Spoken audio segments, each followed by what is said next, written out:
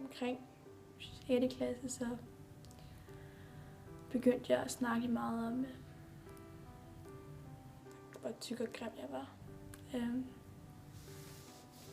Og så var der egentlig ikke mere end det.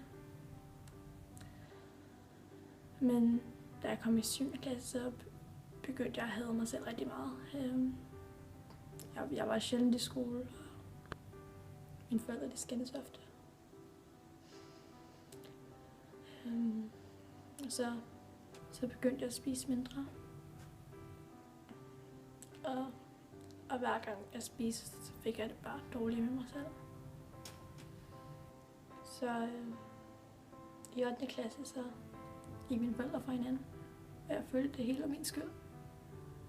Det var det hårdeste, der nogensinde skete i mit liv. Og det, jeg ikke spiste, gjorde, at jeg gik fra normalvægtig til stærkt undervægtig. Og jeg vidste, at hvis jeg ikke spiste lidt, så ville jeg dø. I slutningen af 8. klasse, der fandt mine forældre ud af det. Det har påvirket mig rigtig meget. Min søster har fået anoreksi. Hun plejede altid at være den, der var glad, lysstrålende i vores familie.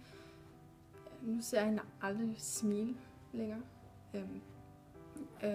Jeg har prøvet at hjælpe hende, men hver gang jeg prøver, så skubber hun mig altid væk. Eller, ja, hun vil i hvert fald ikke have min hjælp. Hun siger, hun ikke behøver den. Og det gør ondt. Da jeg blev indlagt, så vejede jeg omkring 37 kilo. Jeg er 1,73 høj, så det var næsten dødeligt. Det var sådan, at jeg blev konstant overvåget. Der står en læge ude foran min dør. Jeg måtte ikke være alene på noget tidspunkt. Og i dag, der er jeg stadig i behandling. Det går lidt bedre, så jeg håber snart, at jeg kan komme hjem og se min søster og min familie igen. Det startede, da jeg var omkring 11 år. Jeg blev mobbet med at være tyk, men jeg vidste godt dengang, at jeg var normal. Jeg fik et voldsomt selvhad. Derfor begyndte jeg så at trøstespise. Det gør det bare endnu værre. Så begyndte jeg så at kaste op for at undgå at tage på. Mine forældre og især min søster begyndte at bemærke det. Det gjorde rigtig, rigtig ondt at se, at min søster hun havde det så dårligt. Vi blev alle sammen rigtig urolige for hende. Altså, vi vidste jo ikke, hvad vi skulle gøre. Vi prøvede at hjælpe hende, men hun ville ikke have vores hjælp. Hvad skulle vi så gøre? Altså, vi prøvede virkelig, men vi har jo ikke... Det er første gang, at der er sket sådan noget her i vores familie, så vi vidste jo ikke, hvad vi skulle gøre. Og hun mente jo ikke selv, at der var noget galt.